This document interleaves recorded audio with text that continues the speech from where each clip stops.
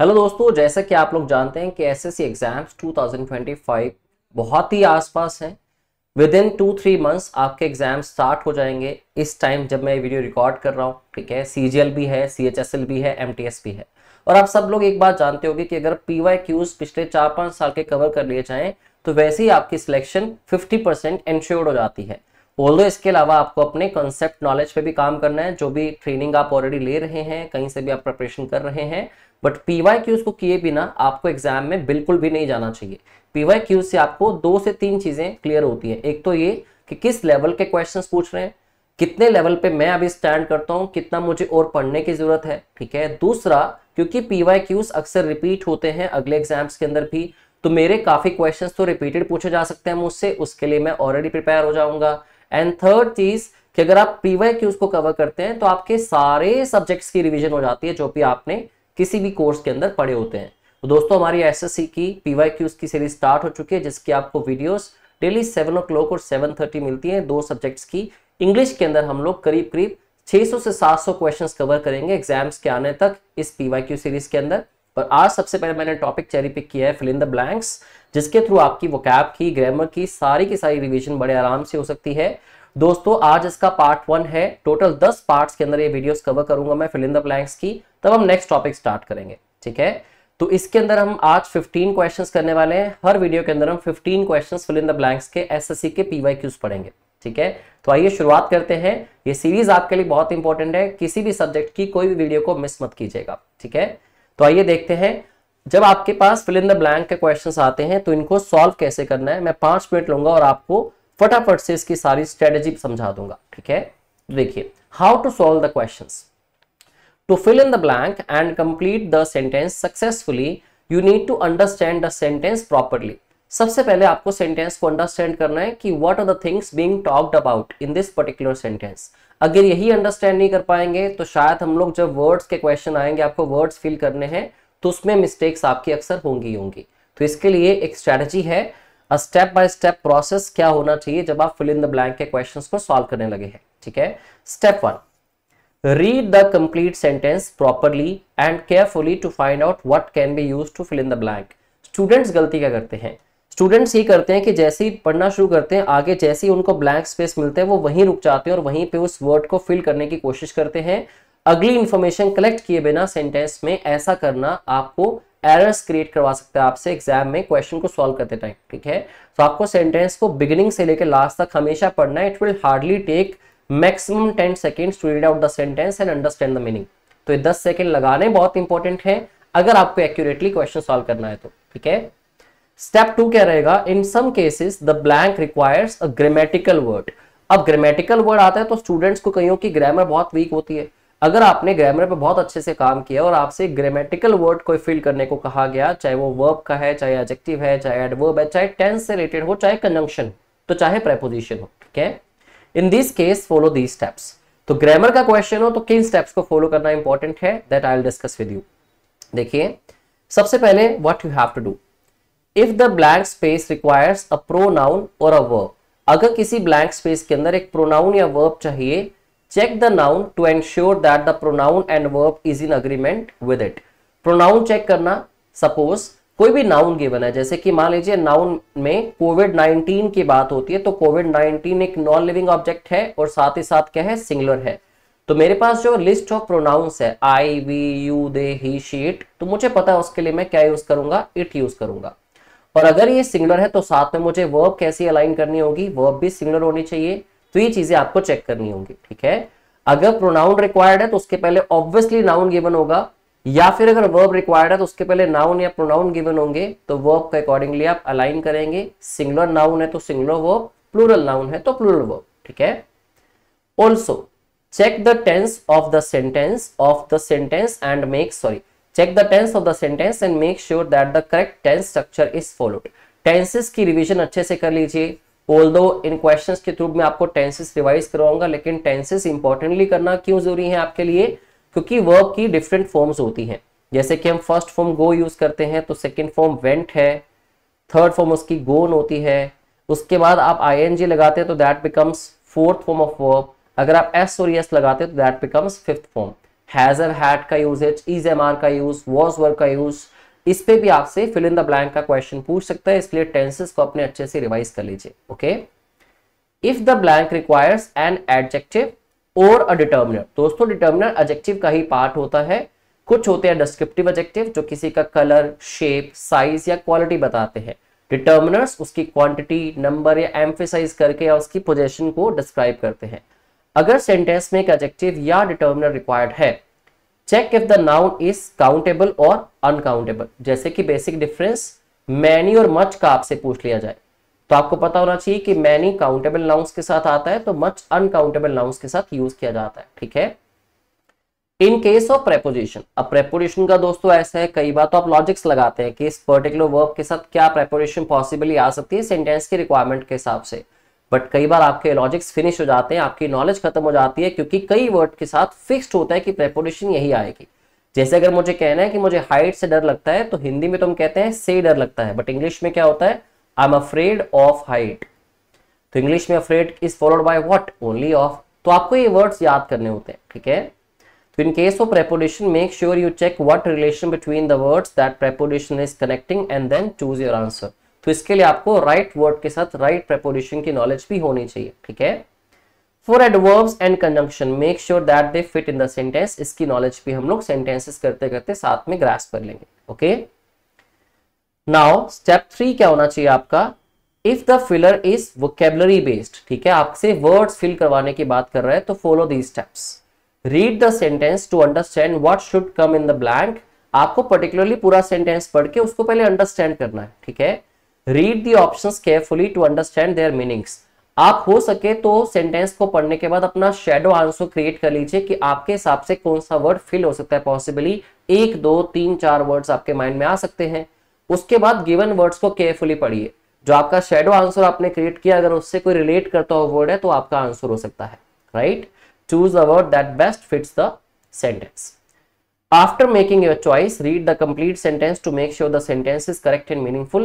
Fill करने के बाद पूरा सेंटेंस आप पढ़ के भी देखिए क्या मीनिंगफुल उसका जो सेंटेंस है वो मीनिंगफुल है और कॉन्टेक्चुअली करेक्ट है, या फिर सेंटेंस में जो वर्ड मैंने फिल किया वो एक अच्छा मीनिंग, सूटेबल मीनिंग सेंटेंस का क्रिएट कर भी रहा है। तो इन बातों का आपको ख्याल रखना है। तो चलिए आए स्टार्ट करते हैं हम लोग अपना फर्स्ट क्वेश्चन, जो कि एसएससी सीजीएल टीयर 2 2025 में 18 जनवरी से आपसे पूछा गया। ठीक है, तो 2025 के क्वेश्चन भी आपको मिलेंगे टीयर 2 के, जो कि 18 जनवरी को आपसे पूछा गया। ठीक है, now no other book in the series captivated. Captivated का मतलब क्या होता है, एनग्रोस करना। ठीक है, किसी की अटेंशन को ग्रास्प कर लेना। कैप्टिवेटेड रीडर्स का मतलब यही हुआ कि उन्होंने रीडर्स को अपनी तरफ अट्रैक्ट कर लिया। ठीक है, एस जैसे कि dash as the final installment. ठीक है, जितना कि फाइनल इंस्टॉलमेंट ने किया है। तो no other book in the series का मतलब क्या होता है दोस्तों कि इस पर्टिकुलर बुक के अलावा कोई भी नहीं कर पाएगा। ठीक है, तो यहां पे अब बढ़ते हैं S much S many S most S या फिर एस मोर एस। दोस्तों इंग्लिश में 2 ही एक्सप्रेशंस करेक्ट होते हैं, या तो होता है एस मैनी एस या फिर होता है एस मच एस। हम पीछे ही बात कर रहे थे कि अगर डिटर्मिनर्स या एडजेक्टिव्स चाहिए हो तो चेक कीजिए कि आपको अनकाउंटेबल के फॉर्म में चाहिए या काउंटेबल के फॉर्म में। तो जितनी अटेंशन ग्रास्प की है, ठीक है, जो अटेंशन होती है रीडर्स को ग्रास्प करना, ठीक है, तो इसमें लिखा था no other book is in the series captivated readers as much as, जितना इस बुक ने कैप्टिवेट किया है। तो कैप्टिवेट कितना किया ये काउंट तो कर नहीं सकते आप। ठीक है, इसलिए एज मैनी एज आ नहीं सकता, एस मोस्ट एस और एस मोर एस होते नहीं है। तो आंसर क्या आ जाएगा, S much S, which means option A. ठीक है, आई होप ये आपको भी क्लियरली पता लग गया होगा, इजी क्वेश्चन था। तो आप देख सकते हैं कि अगर आपने ग्रामर अच्छे से पढ़ी है तो टीयर 2 के अंदर भी ऐसे लेवल के क्वेश्चंस को पूछा गया। ठीक है, तो इससे आपका कॉन्फिडेंस भी बिल्ड होता है जब आपको क्वेश्चंस करेक्टली पता हो। कॉन्फिडेंस डाउन नहीं होना चाहिए जब क्वेश्चन का आंसर ना पता हो। उसके लॉजिक को नोट कीजिए और क्वेश्चंस को ध्यान से पढ़ते रहिए। Now the next question, love does not always favour us, कि हमेशा प्यार से मोहब्बत से हमें फायदा नहीं होता। So we must always depend, हमें हमेशा डिपेंड होना चाहिए dash our own efforts for success, जो हमारे खुद के एफर्ट्स होते हैं कामयाबी के लिए। ये भी दोस्तों एसएससी सीजीएल टीयर 2 का ही क्वेश्चन है और 18 जनवरी को ही आपसे पूछा गया। तो सबको पता है कि डिपेंड के बाद अगर हमें प्रेपोजिशन यूज करनी है तो वो 2 ही हो सकती हैं, या तो डिपेंड ऑन या फिर डिपेंड अपॉन। अब देखिए ऑन ऑप्शन में नहीं था, लेकिन ऑप्शन में क्या था, अपॉन, तो डी आपका करेक्ट आंसर हो जाता है, we must depend upon our efforts for success. ठीक है, तो याद रखना डिपेंड के बाद खाली ऑन या अपॉन ही आ सकते हैं, इसके अलावा प्रेपोजिशन नहीं आ सकती कोई भी। ओके, जैसे कि वर्ड होता है रिलाय, तो रिलाय के साथ भी क्या आता है, ऑन, जैसे कि most of people rely on the city bus service. ठीक है, काफी सारे लोग डिपेंड करते हैं सिटी बस सर्विस पे या फिर पब्लिक ट्रांसपोर्ट के ऊपर। नेक्स्ट क्वेश्चन है दोस्तों, the mango is the dash fruit.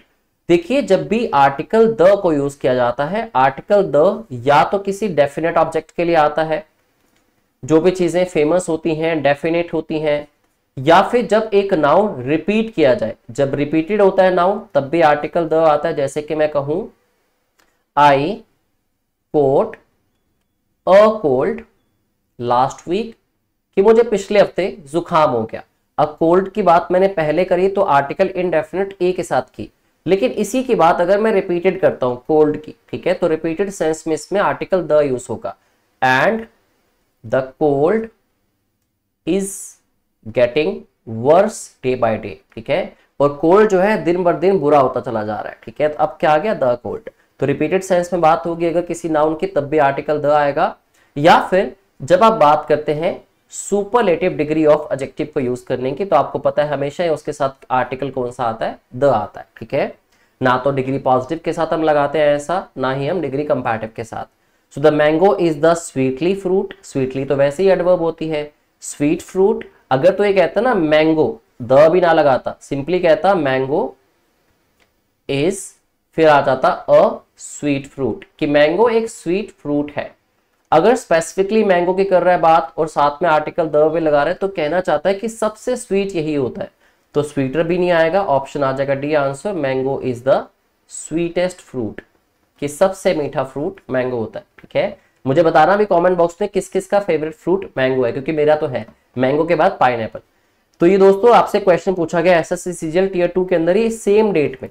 ठीक है, तो आप देख सकते हैं कि क्वेश्चन बहुत मुश्किल नहीं है, बट स्टूडेंट के लिए ग्रामेटिकल कॉन्सेप्ट और बेसिक नॉलेज का होना बहुत इंपॉर्टेंट है, राइट। तो अगर आपके तीनों क्वेश्चन ठीक हुए हैं तो आपका कॉन्फिडेंस काफी बिल्ड हुआ होगा। Now question number 4, mister Amit Kumar proprietor of जाइलिंग पेंस, जो कि उसके प्रोप्राइटर है, मालिक है, इज नोन फॉर, उनको जाना जाता है for what, for dash honesty and decent behaviour in the business arena. ठीक है, किसकी बात हुई दोस्तों, मिस्टर अमित कुमार की। तो अमित कुमार के हैं, मिस्टर भी लगाया, दैट मीन्स ये मेल है, कोई एक पर्सन है। अब आपको इसमें पूछा गया कि फॉर डैश ऑनेस्टी, उनकी ऑनेस्टी। ठीक है, तो आपको यहाँ फिल क्या करना था, एक पॉजेसिव एडजेक्टिव फिल करना है। पॉजेसिव एडजेक्टिव एक ऐसा वर्ड होता है जो कि किसी भी चीज के ऊपर किसी पर्सन की पोजेशन दिखाता है, जैसे कि आई के लिए होता है माई, वी के लिए होता है आर, यू के लिए होता है योर, ही के लिए हिज, शी के लिए हर, इट के लिए इट्स और दे के लिए देयर। तो ये होते हैं जी पॉजेसिव एडजेक्टिव्स, जिनके हमेशा बाद क्या आता है, नाउन आता है। जैसे कि लिखा भी हुआ है ऑनेस्टी एंड डिसेंट बिहेवियर, तो नाउन आ रहा है बाद में। तो मिस्टर अमित कुमार को उनकी ऑनेस्टी और डिसेंट बिहेवियर के लिए जाना जाता है। ठीक है, तो हर तो फीमेल के लिए हो गया, इट किसी नॉन लिविंग के लिए हो गया, वैसे भी अगर आता तो इट्स आना चाहिए था, वो भी नॉन लिविंग के लिए होता। अब हिज किसके लिए, ही के लिए है, और मिस्टर अमित कुमार के लिए प्रोनाउन ही होगा, तो ही का पॉजेसिव एडजेक्टिव क्या बनेगा, हिज। दे तब आता जब ये लोग प्लूरल होते। ठीक है, तो करेक्ट आंसर क्या होगा आपका, option C, for his honesty. ठीक है जी, next question, prescription safety glasses, जो हमारा विजन में हेल्प करते हैं, जिनका भी विजन वीक होता है तो उनको प्रिस्क्रिप्शन सेफ्टी ग्लासेस लगाने को कहा जाता है। तो प्रिस्क्रिप्शन सेफ्टी ग्लासेस प्रोवाइड करते हैं, क्या प्रोवाइड करते हैं, the dash tailored protection for individuals with vision correction needs, जिनको विजन करेक्शन की जरूरत होती है उनको टेलर्ड प्रोटेक्शन प्रोवाइड करते हैं। क्या आप कौन प्रोवाइड करते हैं, प्रिस्क्रिप्शन सेफ्टी ग्लासेस प्रोवाइड क्या करते हैं, तो यहाँ टेलर्ड प्रोटेक्शन की बात हुई है। ठीक है, अब उसके आगे अगर लगाना चाहे तो ये एडजेक्टिव लगाना चाहता है। दोस्तों हमेशा याद रखना इस चीज को, अगर मान लीजिए आर्टिकल ए, एन या द के साथ इस तरह से दो वर्ड्स गिवन है, ठीक है, तो ये हमेशा नाउन गिवन होगा। इसके नाउन के पहले यहाँ से आपसे फिल इन द ब्लैंक में एडजेक्टिव फिल करवाना चाहता है जो इस नाउन की डिस्क्रिप्शन बता रहा हो। ठीक है, इसके एडजेक्टिव लगा के उसकी क्वालिटी डिस्क्राइब करना चाह रहा हूँ। ठीक है, और हमें पता है कि अगर द लगा है तो हम कौन सी डिग्री का एडजेक्टिव यूज करेंगे, डिग्री सुपरलेटिव का। पहले भी सेम क्वेश्चन हम कर चुके हैं इसी मेथड के ऊपर, finest, फाइनर, fine and more finally. तो आंसर क्या होगा? पहली बात तो एडजेक्टिव क्या होता है? फाइन। फाइन की कंपैरेटिव क्या होती है? फाइनर। और सुपरलेटिव क्या होती है? फाइनेस्ट। तो आंसर क्या आ जाएगा डिग्री सुपरलेटिव का? Option A, the finest tailored protection. ठीक है, option A will be the right answer. Now question number 6, the blueberries in the basket are blue. तो ब्लूबेरीज जो बास्केट में वो ब्लू है, तो बेरीज है, बेरीज कैसी हैं? ब्लू है। ठीक है, आपसे पूछा गया the denotation of the word blue is dash. इस पर्टिकुलर ब्लूबेरीज वर्ड में जो वर्ड ब्लू है उसका डिनोटेशन किस सेंस में किया गया? ग्लूमीनेस होती है दोस्तों, किसी भी काइंड की सैडनेस, सैडनेस वर्ड भी गिवन है, तो ग्लूमीनेस और सैडनेस का तो मीनिंग ही सेम है। ठीक है, पहली बात तो इस वजह से भी दोनों ऑप्शन से निकल जाते हैं। फिर लिखा है नेगेटिविटी, नेगेटिविटी भी नहीं, ब्लू बेरीज में ब्लू का मतलब नेगेटिविटी थोड़ी है, वो बेरीज का कलर ब्लू है इसलिए उनको ब्लू बेरीज कहा गया, तो ऑप्शन सी आ जाएगा, इज अ कलर। ठीक है, हाँ लेकिन वैसे इडियम होता है, अगर कोई कहता है ना आई एम फीलिंग ब्लू, ठीक है, इफ समबडी फील्स ब्लू, इस सेंटेंस में ब्लू का मतलब क्या होता है? Somebody is feeling sad. ठीक है, तो ये भी याद रखिएगा साथ में, ब्लूबेरीज में ब्लू क्या है? कलर की तरह यूज किया गया है। ठीक है, तो ऑप्शन सी आपका इस क्वेश्चन का करेक्ट आंसर होगा। ये क्वेश्चन आपसे एसएससी सीजीएल टियर 2 के अंदर 20 तारीख को जनवरी में पूछा गया। ठीक है, now question number 7, this is the dash book that I have read till now. जब ये कहते हैं ना I have read till now, या फिर ये कहे this is the dash person I have ever seen या आई हैव एवर मेट, तो इसका मतलब होता है कि आज तक जिससे ये मिला है, मतलब सबसे खास या सबसे बुरा है जिससे, जो उसने लाइफ में आज तक एक्सपीरियंस किया है। ठीक है, और आर्टिकल द फिर से लगा है। अब मैंने आपको कहा था कि अगर आर्टिकल के बाद दो वर्ड है तो ये सेकंड वर्ड क्या होता है? नाउन, और उसके पहले हमेशा क्या फिल करना होता है? आपने एडजेक्टिव फिल करना है। और अगर द लगा है तो डिग्री कौन सी? सुपरलेटिव। तो this is the most interesting book that I have read till now. ये सबसे इंटरेस्टिंग बुक है जो आज तक मैंने पढ़ी है। ठीक है, question number 8, Rabindranath Tagore dash poet was famous for his poetical work Gitanjali. दोस्तों जब भी किसी की बात होती है, अगर वो पर्सन फेमस है, ठीक है, कोई भी बुक अगर फेमस है, कोई पर्सन अगर फेमस है, कोई भी प्लेस अगर फेमस है, तो फेमस होते हैं अगर वो, तो उसके लिए आप आर्टिकल कौन सा यूज करते हैं? द यूज करते हैं, क्योंकि वो डेफिनेट नाउन्स की कैटेगरी में आ जाते हैं जो भी फेमस होते हैं। ठीक है, तो इसलिए हम कहेंगे नो आर्टिकल, ऑप्शन गलत होगा। एन पोइट तो वैसे ही नहीं हो सकता क्योंकि कॉन्सोनेंट साउंड है, वाउल साउंड के साथ एन आता है। ए होता अगर ये फेमस ना होते, बट रविंद्रनाथ टैगोर नाम से भी आपको क्लियर हो रहा है, प्लस लिखा भी है वॉज फेमस। ठीक है, तो रविंद्रनाथ टैगोर द पोइट, जो कि पोइट थे, famous for his poetical work Gitanjali. ठीक है, नाउ तो आंसर आ जाएगा आपका option D. Question number 9, Vinod had a dash escape in the car accident. ठीक है, इतना फिर से पता है, article then adjective then noun, आएगा एडजेक्टिव ही। ठीक है, आपने एक दोस्तों इडियम सुना होगा a narrow escape. A narrow escape meaning होता है, इडियम क्या होता है? अ क्लोज शेव। तो a close shave is an idiom जिसका मतलब क्या होता है? अ नैरो एस्केप, जिसको हिंदी में कहते हैं बाल बाल बचना। ठीक है, तो विनोद बाल बाल बचा कार एक्सीडेंट के अंदर। ठीक है, तो Vinod had a comfortable escape, Vinod had a full escape, Vinod had a wide escape नहीं, Vinod had a narrow escape, मतलब वो बाल बाल बचा, he had a close shave in the car accident. तो ये फ्रेज है जिसको आपको याद रखना है, तो ऑप्शन सी इसका करेक्ट आंसर होगा। नैरो सीजीएल टियर 1 के अंदर 9 सितंबर 2024 की शिफ्ट 1 में आपसे एक क्वेश्चन पूछा गया जो कि आसान था, राइट, बट ये फ्रेज पता होना चाहिए। Question number 10, to of the fugitives. अब फ्यूजिटिव्स क्या होते हैं? जो भाग जाते हैं कहीं से, भगोड़े होते हैं जो। Two of the fugitives managed to remain free by adeptly avoiding the dash of the police. देखो दोस्तों जब बात हुई है फ्यूजिटिव्स की, managed to remain free मतलब वो बच निकले, दैट मीन्स वो भाग रहे थे। अब भाग किससे रहे थे? दैट मीन्स कोई उनको चेस कर रहा होगा। चेस कौन कर रहा होगा? पुलिस चेस कर रही होगी, तो पुलिस से भाग निकले वो। पुलिस उनको क्या कर रही थी? चेस कर रही थी, उनको फॉलो कर रही थी। ठीक है, तो two of the fugitives manage to remain free by adeptly avoiding, मतलब सीक्रेटिवली या फिर कनिंगली या क्लेवरली वो अवॉइड किया उन्होंने the dash of the police. अब देखो लिखा क्या है? The dash of the police. The क्या होता है? आर्टिकल, तो आर्टिकल के बाद आपको एक वर्ड लगाना है, तो वर्ड क्या होगा? नाउन होगा। ठीक है, the following of the police, the repression of the police, the repression of the police, the pursuit of the police, या फिर discovery of the police. Discovery दोस्तों खोज होती है किसी की भी, जैसे इंडिया की डिस्कवरी, ठीक है, या अमेरिका की डिस्कवरी, किसी भी प्लेस जो ऑलरेडी हिडन है उसको ढूंढ निकालना, उसको खोजना।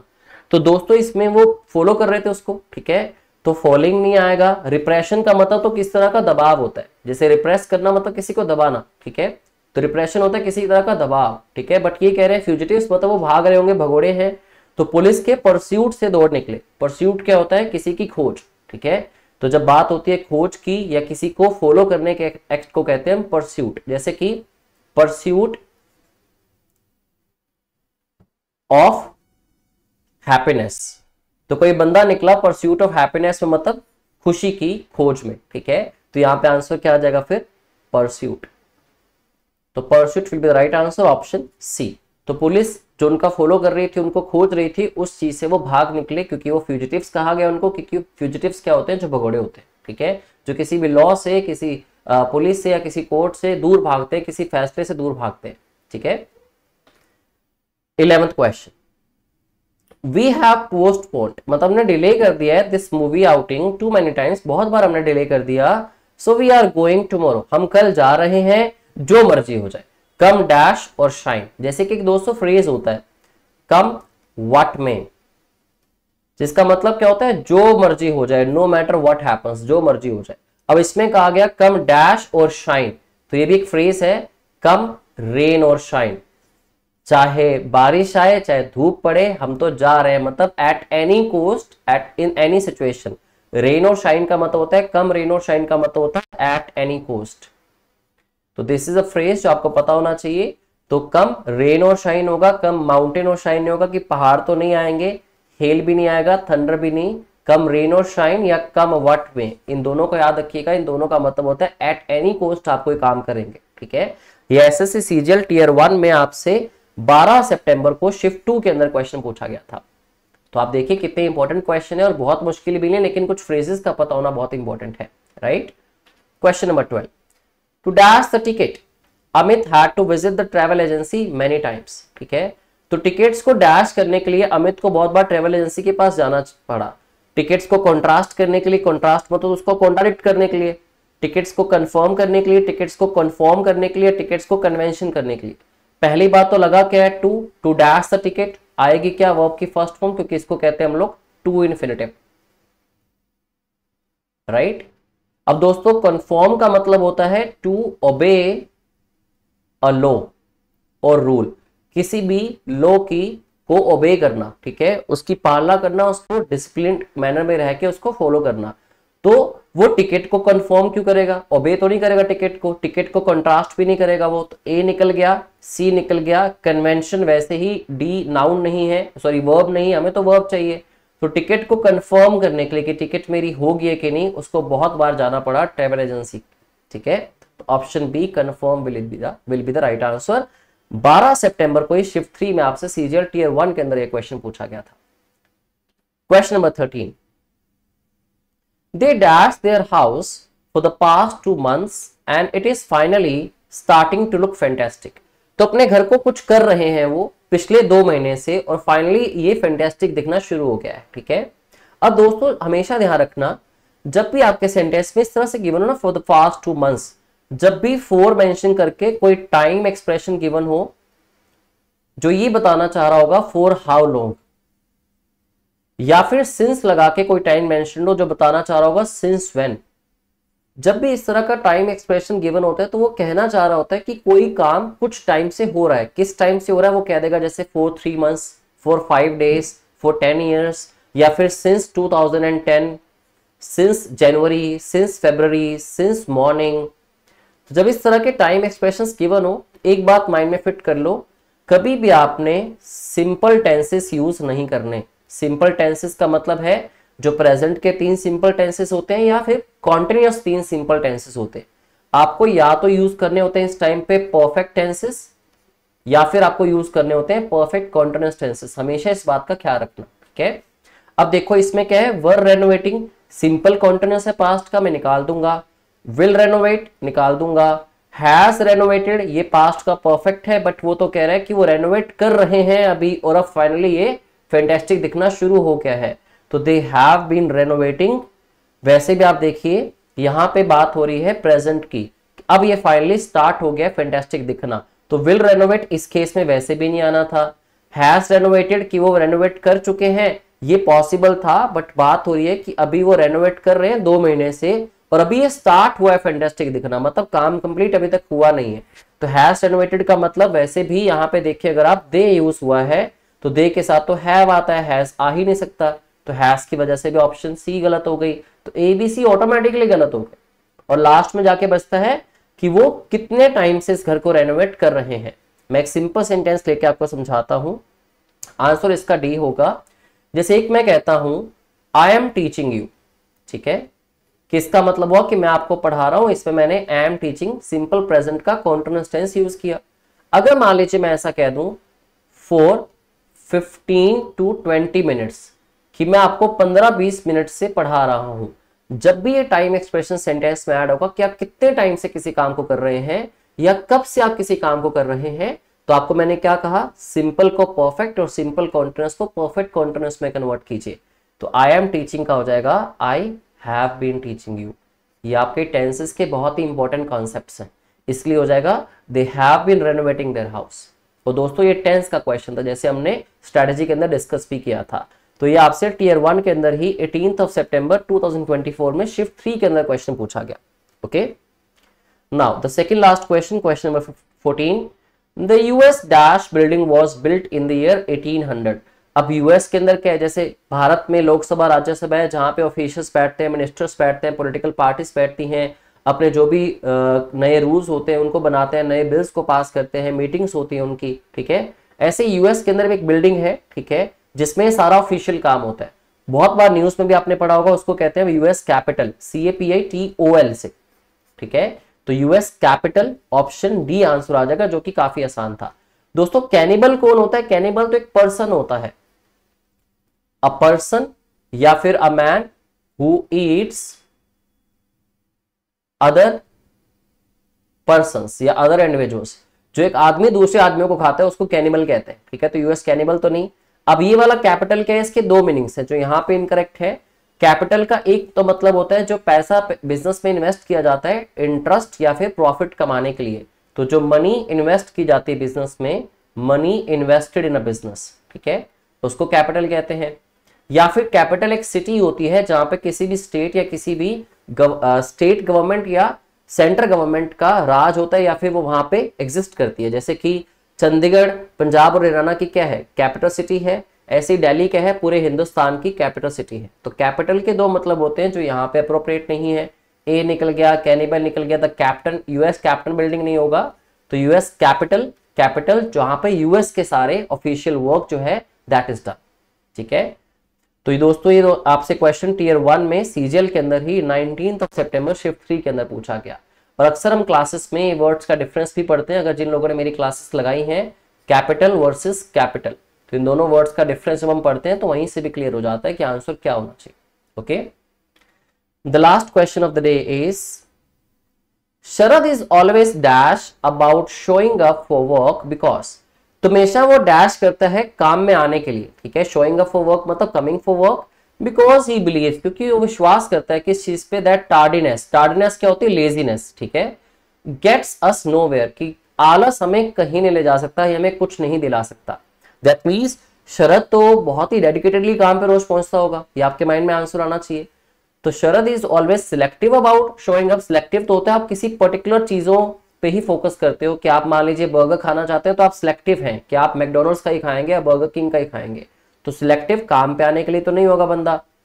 पेशेंट मतलब आपके अंदर बहुत ज्यादा ठहराव है, आप चीजों को सोच समझ के करते हो, ठीक है, या फिर आपकी टॉलरेंस जो है वो बहुत अच्छी है, ठीक है, आपकी कैपेबिलिटी बहुत है कि आप चीजों को टॉलरेट कर सकते हो बड़ा ही पेशेंट रह के।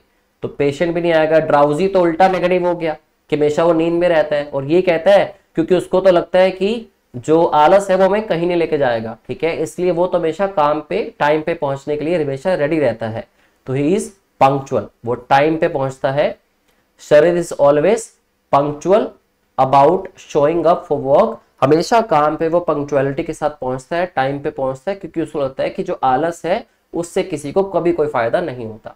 तो दोस्तों ये 15 क्वेश्चंस थे आज की पहली वीडियो के। Keep watching, keep learning. इसी तरह मैं नेक्स्ट वीडियो में आपके पास 16 to 30 क्वेश्चंस लेके आऊंगा। इस तरह से हम लोग टोटल 150 क्वेश्चंस कवर करेंगे। ठीक है, अगर आपको वीडियो अच्छी लगी हो तो लाइक पे प्रेस कर दीजिए, लाइक जो आपका है उस पर टैप कर दीजिए उस बटन पे, और इस सीरीज को छोड़ना मत अगर आपका वाकई ही टारगेट एसएससी के एग्जाम्स हैं 2025 के अंदर होने वाले। Okay, thank you very much, I will see you in the next video.